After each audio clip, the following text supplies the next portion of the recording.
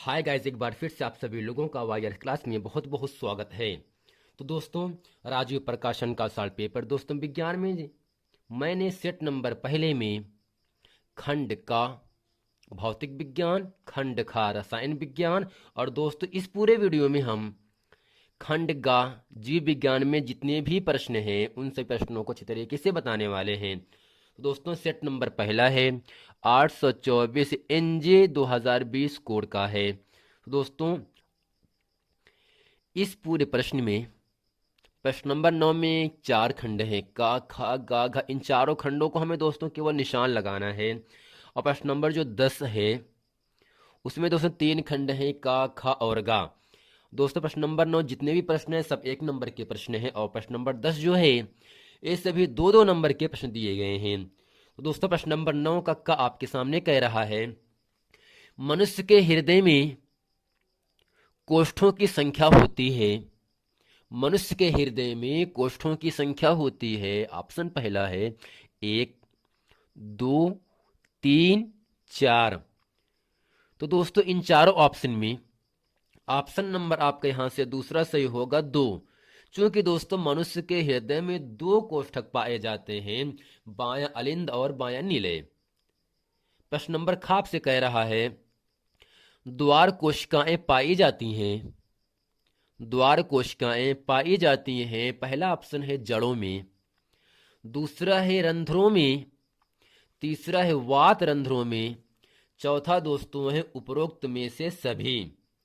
दोस्तों यहां से जो द्वार कोशिकाएं पाई जाती हैं वह रंध्रों में पाई जाती हैं, जो कि इन चारों ऑप्शन में ऑप्शन नंबर आपका दूसरा सही है। अर्थात दोस्तों मनुष्य के हृदय में कोष्ठकों की संख्या 2 होती है, जबकि द्वार कोशिकाएं रंध्रों में पाई जाती हैं, जो कि ऑप्शन नंबर आपका दूसरा सही है। प्रश्न नंबर दोस्तों गाप से कह रहा है, पौधों में कायिक प्रवर्धन के लिए कौन सा भाग अधिक अनुकूल है। यानी दोस्तों पेड़ पौधों में जो कायिक प्रवर्धन होता है, ऐसा कौन सा भाग है जो सबसे अधिक अनुकूल होता है। ऑप्शन पहला है तना, दूसरा है पत्ती, तीसरा है जड़, चौथा है परकलिका। तो दोस्तों यहां से प्रश्न क्या है, पौधों में कायिक प्रवर्धन के लिए कौन सा अधिक अनुकूल है, तना, पत्ते, जड़, परकलिका। तो दोस्तों इसका जो सही उत्तर होगा वह इन चारों ऑप्शन में ऑप्शन नंबर आपका तीसरा सही है। अर्थात पौधों में कायिक प्रवर्धन के लिए जड़ भाग का होना अधिक अनुकूल होता है, जो कि ऑप्शन नंबर आपका तीसरा सही है।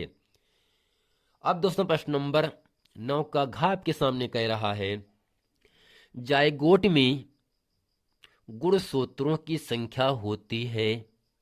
जायगोट में गुणसूत्रों की संख्या होती है।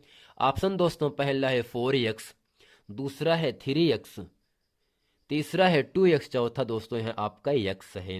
तो दोस्तों जायगोट में गुणसूत्रों की जो संख्या होता है वह 2x होता है, जो कि इन 4 ऑप्शन में ऑप्शन नंबर आपका दूसरा सही है। तो दोस्तों यहां से हम आपको बताना चाहते हैं, मनुष्य के हृदय में कोष्ठों की संख्या 2 होती है। द्वार कोशिकाएं दोस्तों रंध्रों में पाई जाती हैं, जबकि पौधों में कायिक परिवर्धन जड़ एक ऐसा भाग होता है जो कि सबसे अधिक अनुकूल होता है, जो कि ऑप्शन नंबर आपका तीसरा सही है।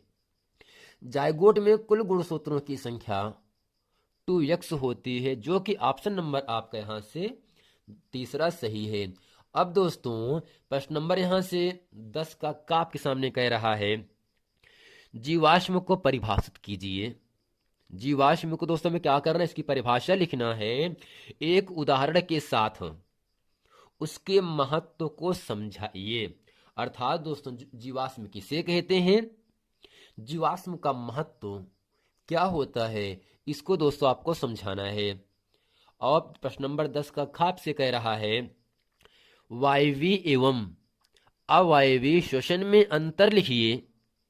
ग है वन्य प्राणियों पर संक्षिप्त टिप्पणी लिखिए।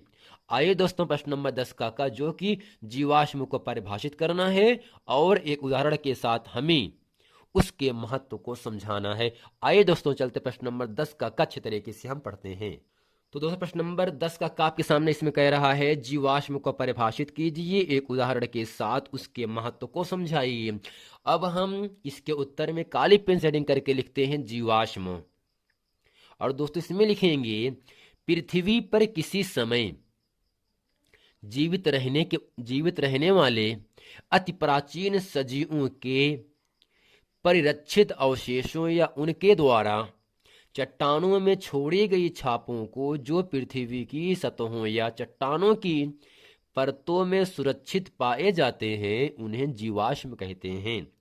तो दोस्तों जीवाश्म का मतलब होता है हड्डी, अर्थात पृथ्वी पर यानी इस धरती पर किसी समय जीवित रहने वाले, यानी इस पूरी पृथ्वी पर किसी समय यानी प्राचीन समय की बात कह रहा है आपसे, किसी समय जीवित रहने वाले अति प्राचीन सजीवों के परिरक्षित अवशेषों का मतलब होता है सुरक्षित आपकी हड्डी, अवशेष हड्डी, या उनके द्वारा चट्टानों में छोड़ी गई छापों को जो पृथ्वी की सतहों या चट्टानों की परतों में सुरक्षित पाए जाते हैं उन्हें जीवाश्म कहते हैं। अर्थात दोस्तों एक एग्जाम्पल से हम यहां समझ लेते हैं, जब किसी मृत जीवधारी का शरीर मिट्टी में दब जाता है तब उसके शरीर के नरम भाग गल जाते हैं और कठोर भाग धीरे धीरे पत्थर में बदल जाते हैं। अर्थात जब किसी मृत जीवधारी का शरीर मिट्टी में मिल जाता है तो दोस्तों जो आपके मांसपेशियां होती हैं वह मिट्टी में गल जाती हैं और जो हड्डी बचता है वह दोस्तों कठोर भाग धीरे धीरे पत्थर का रूप ले लेता है। अर्थात जब किसी मृत जीवधारी का शरीर मिट्टी में दब जाता है तब उसके शरीर के नरम भाग मिट्टी में गल जाते हैं, मिट्टी में मिल जाते हैं, और दोस्तों जो कठोर भाग होता है जैसे हड्डी वह धीरे धीरे पत्थर का रूप ले लेता है। तो दोस्तों आशा करते हैं प्रश्न नंबर 10 का इसे अच्छे तरीके से आप लोगों को समझ में आ गया होगा। प्रश्न नंबर 10 का खाप से यहां से कह रहा है, वायवीय एवं अवायवीय श्वसन में अंतर लिखिए। तो दोस्तों श्वसन का मतलब होता है सांस लेना। क्या होगा? सांस लेना। अर्थात जब हम सांस लेते हैं तब दोस्तों ऑक्सीजन गैस अंदर लेते हैं और कार्बन डाइऑक्साइड गैस बाहर करते हैं। अब दोस्तों प्रश्न है वायवीय एवं अवायवीय श्वसन में अंतर बताइए। तो यहां से हेडिंग करते हैं वायवीय श्वसन काली पेन से। इसमें लिखेंगे वायवीय श्वसन ग्लूकोज का ऑक्सीकरण करके कार्बन डाइऑक्साइड और पानी उत्पन्न करता है। अर्थात जो आपका वायवीय श्वसन में जब करते हैं कोई भी जीवधारी तब दोस्तों ये करता क्या है, ऑक्सीकरण करके ग्लूकोज का ऑक्सीकरण करके कार्बन डाइऑक्साइड और पानी उत्पन्न करता है, जबकि अवायवीय श्वसन में ग्लूकोज का अपूर्ण ऑक्सीकरण होता है और एल्कोहल और कार्बन डाइऑक्साइड उत्पन्न होते हैं।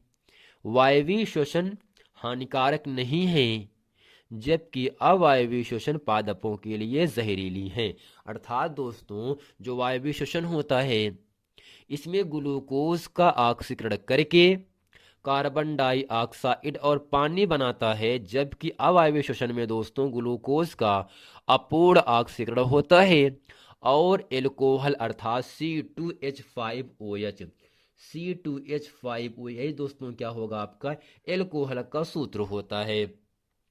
और दोस्तों इसका जो IUPAC नाम होता है एल्कोहल का, एथेनॉल होता है। इसका उपयोग शराब को बनाने में भी किया जाता है। एल्कोहल का एल्कोहल और कार्बन डाइऑक्साइड उत्पन्न होते हैं किसमें दोस्तों? अवायवीय श्वसन में। वायवीय श्वसन हानिकारक नहीं है जबकि अवायवीय श्वसन पेड़ पौधों के लिए पादपों के लिए हानिकारक हैं।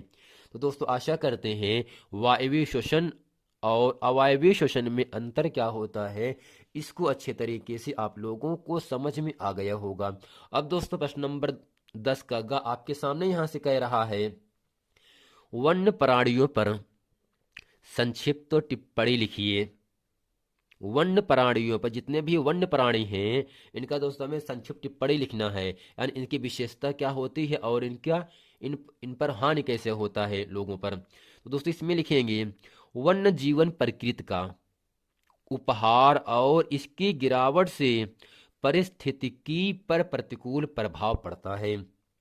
अर्थात दोस्तों यहां से हम समझ लेते हैं वन्य जीवन प्रकृति का क्या है दोस्तों, एक उपहार है, एक तोहफा है, और इसकी गिरावट से यानी वन में रहने वाले जीव जंतुओं को मारने से, इसकी गिरावट से पारिस्थितिकी पर प्रतिकूल प्रभाव पड़ता है, और इसलिए वन्य जीवों की रक्षा की तत्काल आवश्यक है ताकि जानवरों को सुरक्षित स्थान पर रखा जा सके।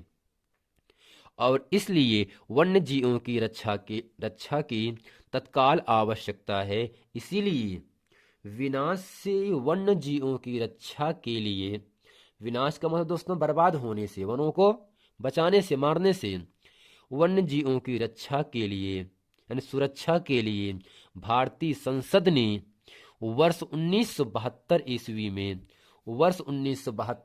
में वन्य जीव संरक्षण अधिनियम पारित किया। अर्थात दोस्तों अगर आपसे पूछ सकते हैं एक नंबर के लिए, वन्य जीव संरक्षण अधिनियम कब पारित हुआ था, तो आपको उत्तर होना चाहिए 1972 ईस्वी में वन्य संरक्षण अधिनियम पारित हुआ था। कहां दोस्तों, भारतीय संसद में। दोस्तों यहां से वन्य जीवन प्रकृति का उपहार माना जाता है और इसकी गिरावट से पारिस्थितिकी पर प्रतिकूल प्रभाव पड़ता है, और इसलिए वन्य जीवों की रक्षा की तत्काल आवश्यकता है। इसीलिए विनाश से जीवधारियों की रक्षा के लिए भारतीय संसद ने वर्ष 1972 ईस्वी में वन्य जीव संरक्षण अधिनियम पारित किया गया। इसमें ये दोस्तों ये बताया गया है कि जितने भी जंगली जानवर हैं इन सबको मारा ना जाए, बल्कि इनको कैद करके किसी कैद खाने में रखा जाए। तो दोस्तों आशा करते हैं सेट नंबर 1 824 NJ वर्ष 2020 का खंड गा इस पूरे वीडियो में अच्छे तरीके से आप लोगों को समझ में आ गया होगा। मिलते हैं फ्रेंड नेक्स्ट वीडियो में, तब तक के लिए थैंक यू।